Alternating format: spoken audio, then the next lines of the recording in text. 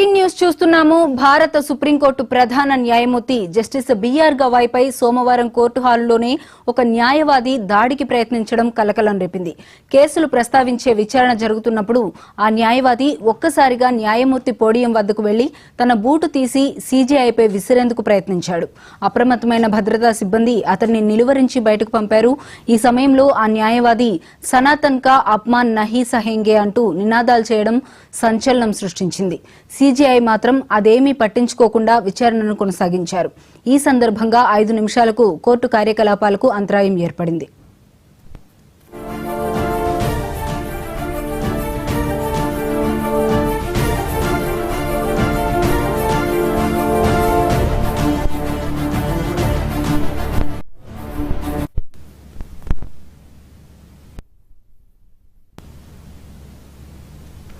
భారత సుప్రీంకోర్టు ప్రధాన న్యాయమూర్తి జస్టిస్ బిఆర్ గవాయ్పై సోమవారం కోర్టు హాలులోనే ఒక న్యాయవాది దాడికి ప్రయత్నించడం కలకలం రేపింది. కేసులు ప్రస్తావించే విచారణ జరుగుతున్నప్పుడు ఆ న్యాయవాది ఒక్కసారిగా న్యాయమూర్తి పోడియం వద్దకు వెళ్లి తన బూటు తీసి సీజేఐపై విసిరేందుకు ప్రయత్నించాడు. ఇక ఇదే అంశానికి సంబంధించి మరింత సమాచారం మా Delhi bureau chief Shirish live ద్వారా అందిస్తారు. శిరీష్, చెప్పండి. తేజస్విని, ఈరోజు సుప్రీంకోర్టులో ఒక సంచలనాత్మక ఘటన అనేది కూడా చోటు చేసుకుంది. సుప్రీంకోర్టు ప్రధాన న్యాయమూర్తి బిఆర్ గవాయ్ నేతృత్వంలోని ధర్మాసనం కేసుల విచారణకు సంబంధించి ప్రారంభించింది. ఈరోజు కొద్దిగా కోర్టు ఆలస్యంగా ప్రారంభమైంది. 11:30 గంటలకు కోర్టు కార్యకలాపాలంటే 1వ నెంబర్ కోర్టులో ప్రారంభమయ్యాయి. సో ఈ సందర్భంగా ఒక కేసుకు సంబంధించి భారత ప్రధాన న్యాయమూర్తి బిఆర్ గవాయ్ పైన చెప్పు విసరడానికి ఒక న్యాయవాది ప్రయత్నాలు చేశాడు. అక్కడ ఉన్న భద్రతా సిబ్బంది వెంటనే ఆయనను అదుపులోకి తీసుకోవడం కూడా జరిగింది. సో ఈ సందర్భంగా అతన్ని భద్రతా సిబ్బంది అదుపులోకి తీసుకున్నప్పుడు సనాతన ధర్మాన్ని అవమానించడాన్ని భారత్ భరించదు అంటూ ఆయన గట్టిగా కామెంట్స్ అనేవి కూడా చేయడం జరిగింది. అయినప్పటికీ కూడా న్యాయవాదిని భద్రతా సిబ్బంది కోర్టు హాల్ నుంచి బయటకు తీసుకువెళ్ళిపోయారు. ఇటీవల మధ్యప్రదేశ్లో ఏదైతే జవారీ ఆలయంలో విష్ణు విగ్రహాన్ని పునరుద్ధరించే పిటిషన్ విచారణ సందర్భంగా ప్రధాన న్యాయమూర్తి గవాయ్ ఏదైతే చేసిన వ్యాఖ్యలు ఏవైతే ఉన్నాయో దానిపైన ఈ న్యాయవాది తీవ్రంగా స్పందించడం జరిగింది. దేవుడినే అడుగు, ఆయనే ఏమైనా చేస్తారని చెప్పేసి సుప్రీంకోర్టు ప్రధాన న్యాయమూర్తి బిఆర్ గవాయ్ వ్యాఖ్యానించినట్లుగా ఈ న్యాయవాది ఆరోపిస్తున్నారు. సో ఈరోజు జరిగిన ఘటన అనేది ఆ వ్యాఖ్యలకు ప్రతిస్పందనగా జరిగిందని చెప్పేసి కూడా సుప్రీంకోర్టు వర్గాలు కూడా చెప్తున్నాయి. సో మొత్తం మీద కూడా ఈ ఘటన జరిగిన తర్వాత సుప్రీంకోర్టు ప్రధాన న్యాయమూర్తి బిఆర్ గవాయ్ తన యొక్క కార్యకలాపాలను యథావిధిగా కొనసాగించడం కూడా జరిగింది. సో ఇలాంటి విషయాలతోటి మనం దారి తప్పకూడదు, ఇది నన్ను ఏమాత్రం కూడా ప్రభావితం చేయదు, మీరు విచారణ కొనసాగించండి అని చెప్పేసి తదుపరి కేసులకు సంబంధించిన విచారణ మొత్తాన్ని కూడా కొనసాగించడం కూడా జరిగింది.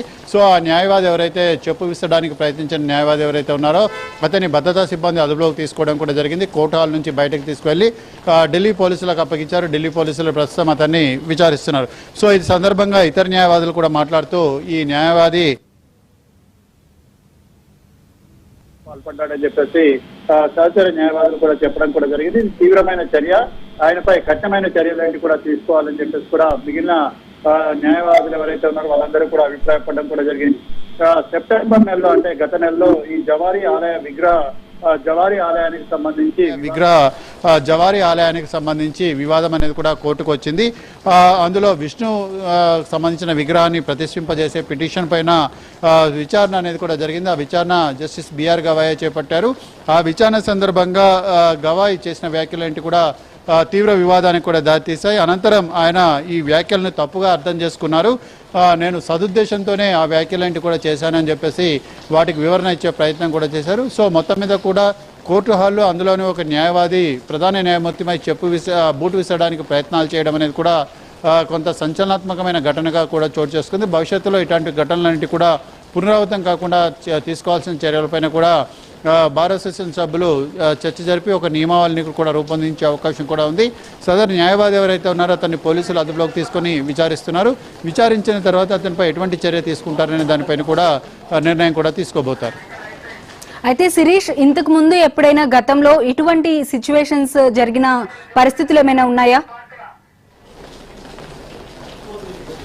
అంటే సుప్రీంకోర్టులో ఇలాంటి ఘటనలు జరగలేదు, కానీ వివిధ సందర్భాల్లో వివిధ మీడియా సమావేశాల్లో కూడా ఇలాంటి ఘటనలు కూడా చోటు చేసుకున్నాయి. కోర్టులో చాలా కఠినమైన ప్రవర్తన నియమావళి అనేది కూడా అమలు చేయడం అనేది కూడా జరుగుతుంది. పూర్తి సెక్యూరిటీ తర్వాతనే ఎవరినైనా కూడా లోపలికి అనుమతిస్తారు. ఒక మొబైల్ ఫోన్స్ తప్ప ఆబ్జెక్టబుల్ వస్తువులు ఏవైతే ఉన్నాయో వీటిని ఏవి కూడా లోపలికి తీసుకువెళ్ళారు. అందులోనూ ఆయన న్యాయవాది కాబట్టి మొత్తం చెక్ చేసే పంపారు. అయితే గతంలో వేరే కోర్టుల్లో చిన్నపాటి కాల్పుల ఘటనలు ఇలాంటి అన్నింటివి కూడా చోటు చేసుకున్నాయి.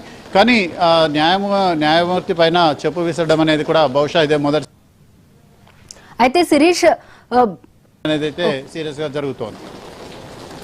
శిరీష్ ఇక్కడ చూసుకున్నట్లయితే అది కూడా సుప్రీంకోర్టులో ఎన్నో రూల్స్ అండ్ రెగ్యులేషన్స్ ఉంటాయి. అక్కడ ఉన్నది కూడా ఒక న్యాయవాది. ఆ న్యాయవాదికి ఏ విధంగా ప్రవర్తించాలి అనేది తెలియకుండా విచక్షణ రహితంగా ఈ విధంగా బిహేవ్ చేయడాన్ని ఏ విధంగా చూడొచ్చు, అలానే అతను చేసిన నినాదాల్ని ఏ విధంగా చూడొచ్చు అంటారు? అదే కోర్టులో అనేక రూల్స్ అనేవి కూడా ఉంటాయి. బార్ అసోసియేషన్స్ కూడా కొన్ని రూల్స్ను ఫ్రేమ్ చేయడం కూడా జరుగుతుంది. కానీ వాటిని అవాయిడ్ చేయడాన్ని ఎవరు కూడా ఏం చేయలేరు. కాకపోతే బార్ అసోసియేషన్ అతన్ని సభ్యత్వాన్ని రద్దు చేయడంతో పాటు అతనిపై చర్యలు కూడా సిఫార్సు చేస్తుంది. ఆ చర్యల ఆధారంగా అతనిపైన వేరే యాక్షన్ అనేది కూడా ఉంటుంది. సో మొత్తం మీద కూడా న్యాయవాదులు ఏదైనా కూడా సున్నితంగా తను చెప్పాలనుకున్న విషయాలను చెప్పవచ్చు. కానీ ఇలాంటి చర్యలకు పాల్పడడాన్ని మాత్రం పలువురు తీవ్రంగా తప్పుపట్టడం జరుగుతుంది. అయితే శిరీష్, ఈ న్యాయవాది ఎవరైతే ఉన్నారో అతనికి సంబంధించి పక్కన ఇంకా కొలీగ్స్ ఉంటారు, మిగిలిన న్యాయవాదులు చాలా మంది ఉంటారు. కాబట్టి అతని బిహేవియర్ అంతకు ముందు కూడా ఎప్పుడైనా ఇటువంటి బిహేవియర్ ఉందా? జనరల్ గా అతని ప్రవర్తన శైలి ఏ విధంగా ఉండేది? అది ప్రస్తుతం పోలీసులు ఎంక్వైరీ చేస్తున్నారు తేజస్విని. పోలీసుల ఎంక్వైరీలో కూడా తేలుతుంది. మిగిలిన న్యాయవాదులు అయితే 2011లో అయితే ఆయన బార్ అసోసియేషన్లో సభ్యత్వం తీసుకున్నారు. ఆ తర్వాత నుంచి ఇప్పటివరకు ఎటువంటి ఘటనలాంటివి కూడా చోటు చేసుకోలేదు. కానీ ఒక కేసుకు సంబంధించి విచారణ సందర్భంగా ఏదైతే ప్రధాన న్యాయమూర్తి బిఆర్ గవాయ్ చేసిన వ్యాఖ్యలు ఏవైతే ఉన్నాయో వాటిని నేను తప్పుగా అర్థం చేసుకున్నాడు. దానికి ఆయన హట్ అయ్యి ఇటువంటి చర్యకు పాల్పడ్డారు. కానీ అలా హట్ అయినప్పుడు చెప్పాల్సిన విషయాన్ని కూడా చాలా సున్నితంగా చెప్పాలి. కానీ ఇటువంటి చర్యలకు పాల్పడకూడదు.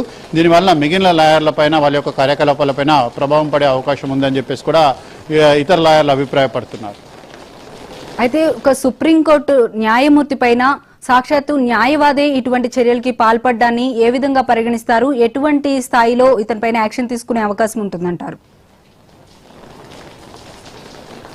తేజస్విని ఇప్పుడే చెప్పాను మీకు. ఎందుకంటే బార్ అసోసియేషన్ అనేది ఉంటుంది, సాధారణ వ్యక్తి వేరు, లాయర్లు వేరు. సో బార్ అసోసియేషన్ ఎటువంటి చర్యలు సిఫార్సు చేస్తుంది అనేది కూడా చూడాలి. మొదటగా అయితే బార్ అసోసియేషన్ నుంచి సస్పెండ్ చేస్తారు. ఆ తర్వాత బార్ అసోసియేషన్ సూచించిన విధంగా చర్యలు ఏంటి కూడా ఉంటాయి. సో కోర్టుకు సంబంధించిన యాక్టివిటీస్ అనేవి కూడా కంప్లీట్ అయిన తర్వాత పోలీసు విచారణలో జరుగుతుంది. అతను ఉద్దేశపూర్వకంగా చేశాడా లేకపోతే భావోద్వేగానికి లోనై చేశాడా అనే దానిపైన ఉంటుంది.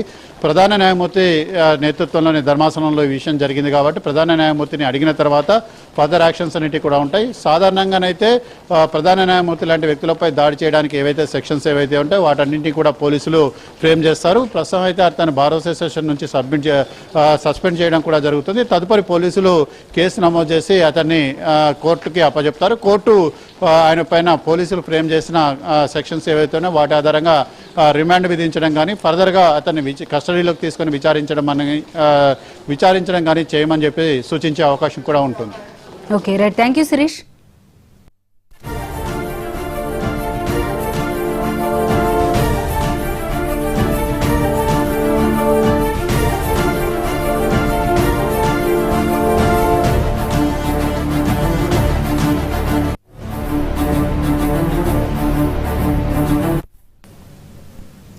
భారత సుప్రీంకోర్టు ప్రధాన న్యాయమూర్తి జస్టిస్ బిఆర్ గవాయ్ పై సోమవారం కోర్టు హాలులోనే ఒక న్యాయవాది దాడికి ప్రయత్నించడం కలకలం రేపింది.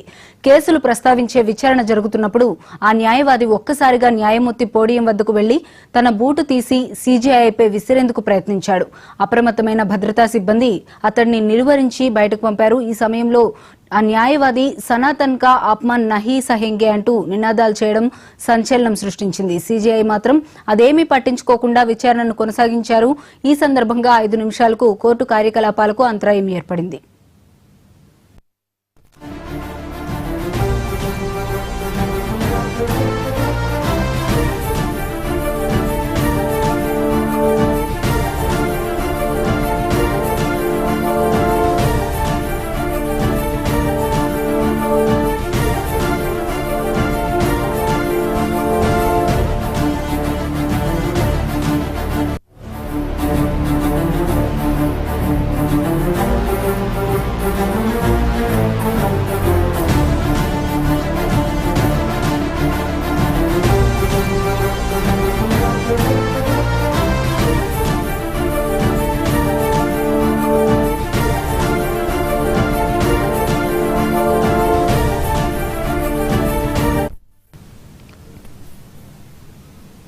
భారత సుప్రీంకోర్టు ప్రధాన న్యాయమూర్తి జస్టిస్ బిఆర్ గవాయ్పై సోమవారం కోర్టు హాలులోనే ఒక న్యాయవాది దాడికి ప్రయత్నించడం కలకలం రేపింది. కేసులు ప్రస్తావించే విచారణ జరుగుతున్నప్పుడు ఆ న్యాయవాది ఒక్కసారిగా న్యాయమూర్తి పోడియం వద్దకు వెళ్లి తన బూటు తీసి సీజేఐపై విసిరేందుకు ప్రయత్నించాడు. అప్రమత్తమైన భద్రతా సిబ్బంది అతడిని నిలువరించి బయటకు పంపారు. ఈ సమయంలో ఆ న్యాయవాది సనాతన్ కా ఆప్మాన్ నహీ సహేంగే అంటూ నినాదాలు చేయడం సంచలనం సృష్టించింది. సీజేఐ మాత్రం అదేమీ పట్టించుకోకుండా విచారణను కొనసాగించారు. ఈ సందర్భంగా 5 నిమిషాలకు కోర్టు కార్యకలాపాలకు అంతరాయం ఏర్పడింది.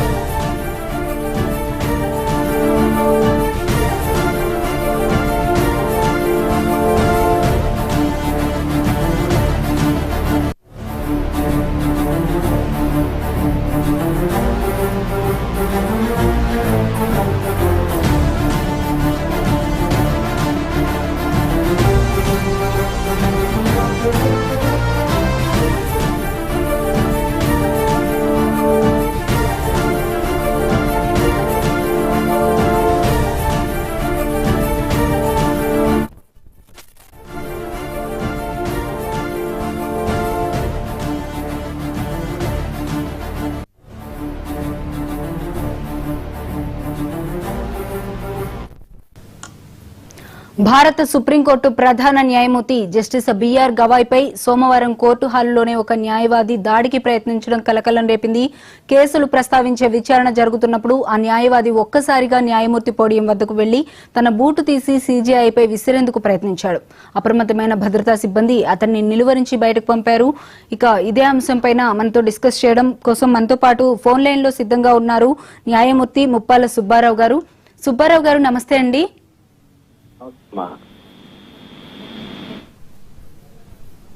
సుబ్బారావు గారు, మీరు చూస్తున్నారు బ్రేకింగ్ న్యూస్. దీనికి సంబంధించి మీ అభిప్రాయం ఏంటి? అసలు ఈ విధంగా జరగడాన్ని ఎలా చూడొచ్చు అంటారు? ఒక న్యాయమూర్తి పైన ఒక న్యాయవాది ఈ విధంగా బూట్ అనేది విసిరేయడం అనేది చాలా సహించదగని విషయం. మీ అభిప్రాయం ఏంటి సార్ దీనిపైన? ప్రజలకి కొంత నమ్మకం ఉంది, న్యాయ వ్యవస్థ అంటే కొంత గౌరవం ఉంది.